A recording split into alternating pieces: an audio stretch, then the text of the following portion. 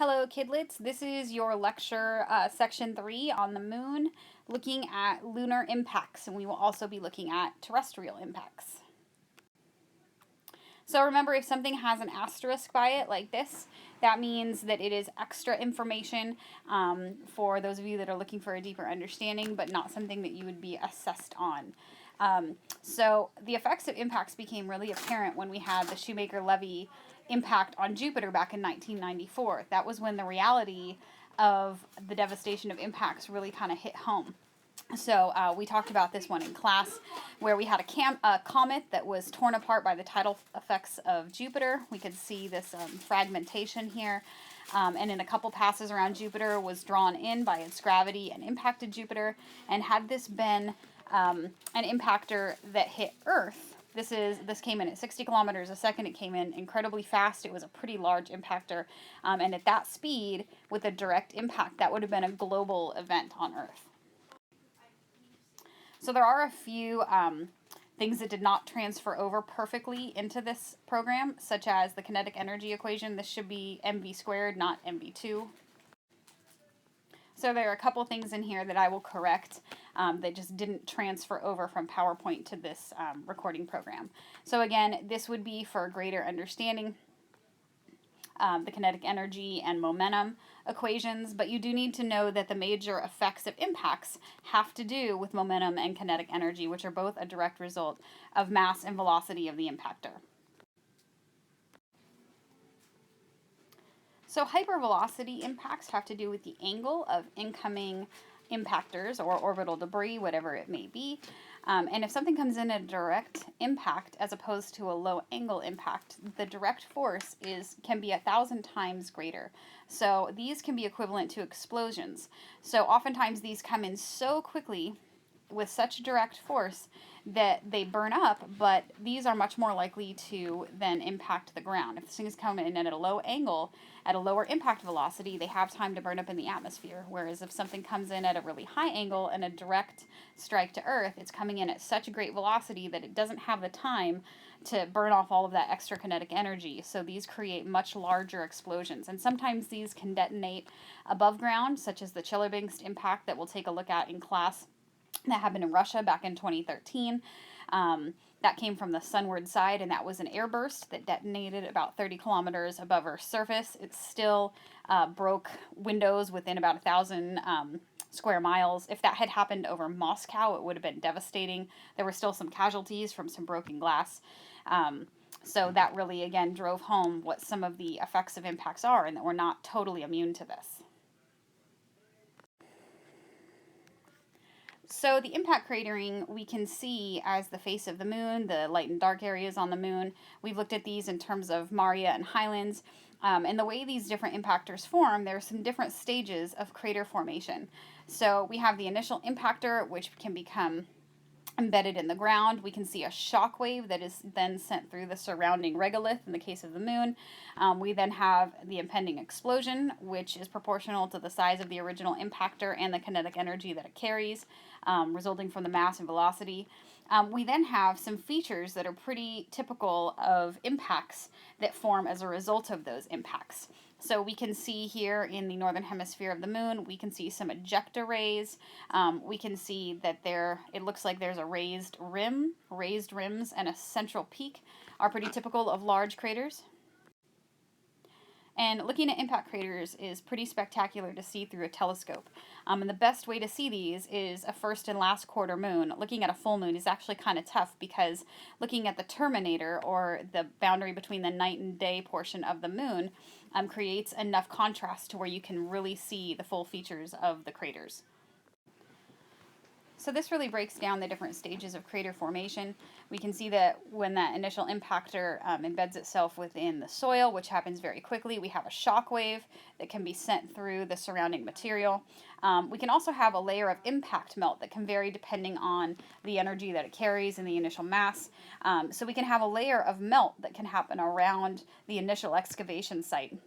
And we can end up having some material that can be ejected out into space. For example, there are pieces of lunar rock that have been found on Earth as a result of these large impacts and debris that was kicked off and actually attained escape velocity and left the moon and landed on Earth. we have also found at least one confirmed Martian meteorite.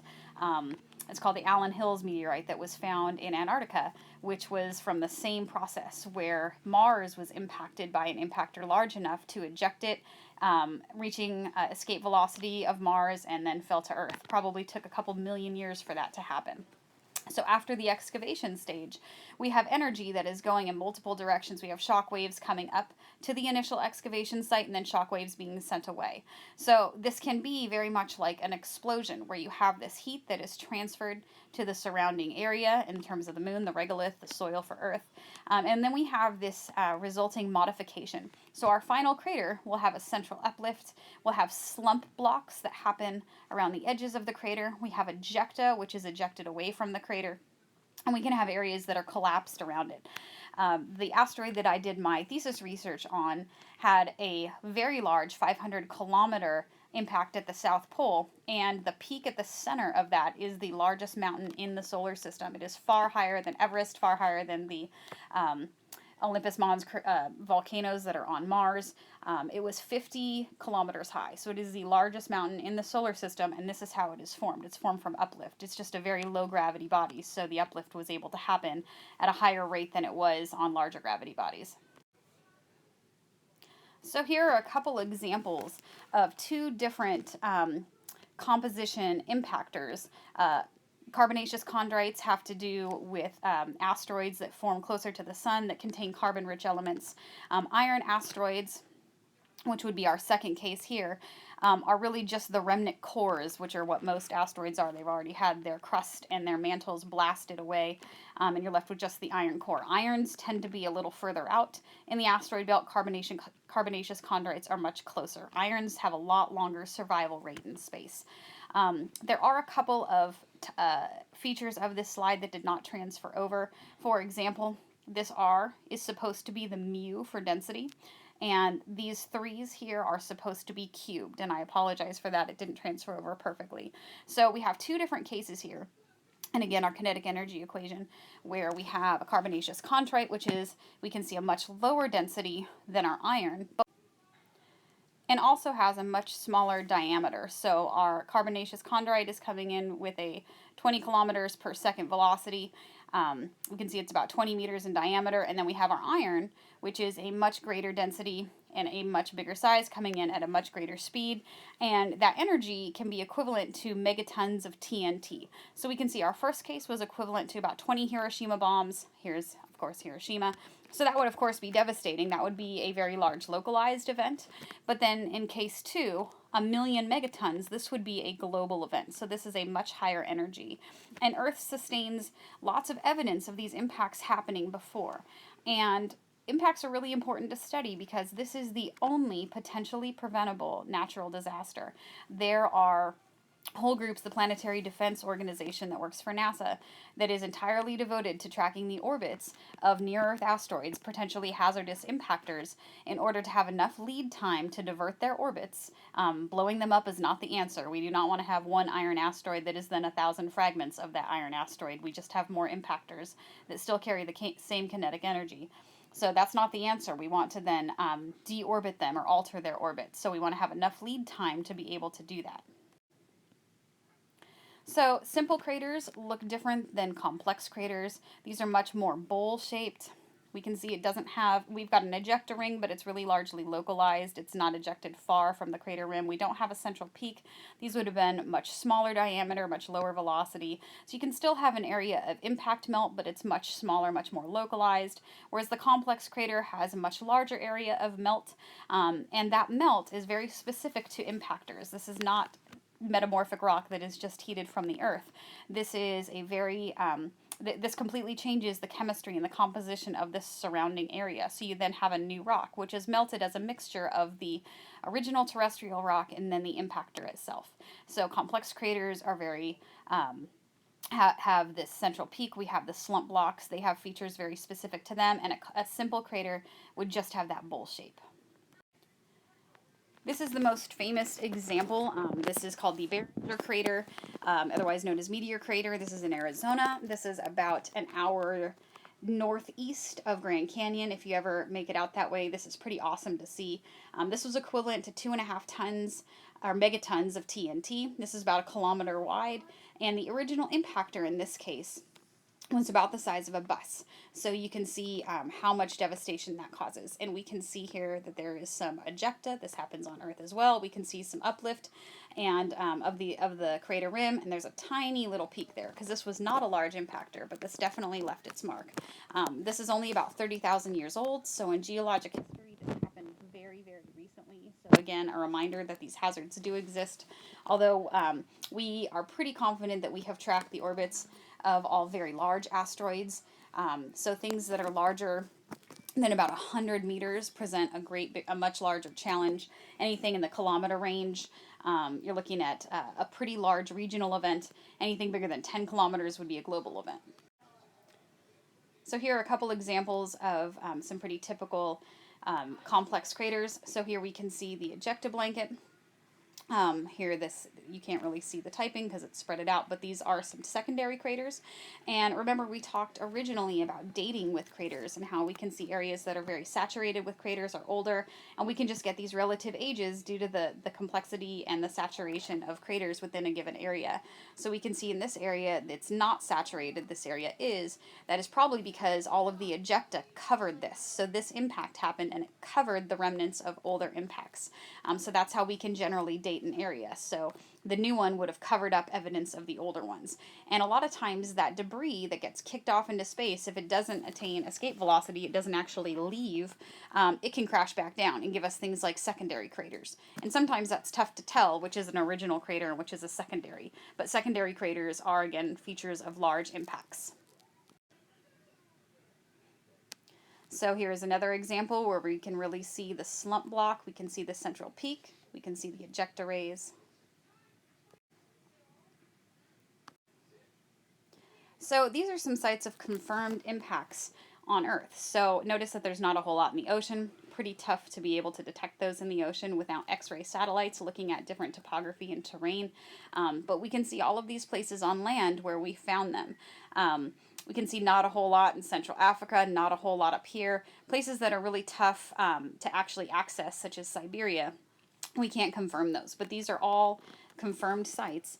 And the reason we don't see as many here as we do, say, the moon is because we have surface erosion, which has covered up the evidence of a lot of these. So we're really only seeing this evidence of the last, say, 500 million years, where we can see 4.5 billion years of evidence of impacts on the lunar surface. So here, all of these are real impact sites. This is actually what it looks like. This guy is in Siberia, so is this. This is very recent. This hole appeared in 2014. Took a while to confirm it was an actual impact structure. This is in Minnesota. This is a lake called the Sudbury impact structure, and it has altered the rock around it. And it's this whole area has soft water as opposed to hard water, and the minerals around here work to really demineralize water. So they take all of these minerals and they actually sell it. And there are a lot of really valuable minerals that are found within these impact structures, platinum group metals, because the composition of asteroids carries a much higher percentage of platinum group metals than do any terrestrial structures. So if you've all heard of Google, the founder of Google has co-founded a group called Planetary Resources, and their whole objective is to mine asteroids to get platinum group metals, diamond, gold, platinum, titanium, metals that we have in pretty rare abundance here on Earth, but they have a much higher percentage of it on asteroids. So impact structures are often mined to be able to extract those. The Barringer crater in Arizona, the reason it's called Barringer crater is Henry Barringer purchased that in the 1800s because he recognized that there was a much higher rate of platinum group metals and very valuable resources around these impacts long before anyone else did. So he bought it as an economic investment. He did not care at all about space. This may look like the Death Star. This is actually the moon Enceladus. This is a moon of Saturn, which has the same isotope of water as Earth does. There's no explanation of that because we're pretty sure we got our water from early comet impacts, but the closest isotopic match is this body right here, the Death Star. And we can clearly see here the effects of an impact. We can see the central peak. We can see the uplift. This is the Chicxulub crater. I apologize, I always say that wrong, but this is the guy that killed the dinosaurs. And we can see this with satellite imagery from space. We can see how big this impact was. And this structure is about 300 kilometers across. It's easily visible from space. And this is dated to approximately the same time that the dinosaurs vanished from the Earth. So this is thought to be the impactor that killed the dinosaurs. But we've had impactors of that size 10 to 20 times on Earth that have been complete extinction events. These are some of the largest, and we can see the Chicxulub crater that killed the dinosaurs is this guy right here. It is not very large. We can see this guy was much bigger. These were all global category catastrophic extinction level events. This guy originated in New Jersey. This was an impact that sent debris within this area. So Earth impact debris, like that melt that I talked about, is called a tektite. So when it is altered from an impact and that shock, that impacting shock melts it, it's called a tektite when it falls back to Earth. It's essentially an Earth meteorite. It just didn't get ejected to space. So that means there are pieces and fragments of Earth likely on the moon, because we have pieces of the moon here on Earth. And this impactor right here spread debris over about a quarter of the planet. They have found pieces from this impact, which hit about southern Australia, as far away as India. And the reason that that blanket doesn't spread further is it didn't hit Antarctica. So we can see there's one here in West Africa, and again, the one that killed the dinosaurs is this little guy right here, which is about the smallest. So all of these were global level extinction events where they've confirmed that it shock melted the rock enough to send debris or Earth meteorites elsewhere. So the best way to observe lunar craters is by looking at the terminator, that night-day boundary. We can see the contrast and you can see the shadows created by those craters. And the formation of lunar maria is formed from the same process that creates these impact basins. So remember, we talked about the period of bombardment that happened about 3.8 billion years ago to about 3 billion years ago. And this area was when we had all of these debris, things that didn't accrete into planets. We had a lot more activity in the inner solar system, and that was when the moon attained most of these impact craters that we see. And because the moon was still slightly molten, these large impactors impacted enough to where mantle material was able to flow through and fill the basin of the crater. So that's how we know those areas are younger, because those basins were filled and then erased to the mark of the older craters. So we can see Mare Imbrium, Mare Crisium, I like that one because it's close to my name, and we can see that in the infrared we can actually see these areas are lower than the other areas, the surrounding highlands. So Mare Imbrium is the most notable crater or lunar feature on the moon. This is a very large impact basin that sent ejecta over most of the moon. You saw this when you did your Google Moon activity. And this is about what we think a time lapse of that would have looked like and the resulting scar. And we can see this very large ejecta blanket. If you even have a good binoculars, you can see this easily from the ground.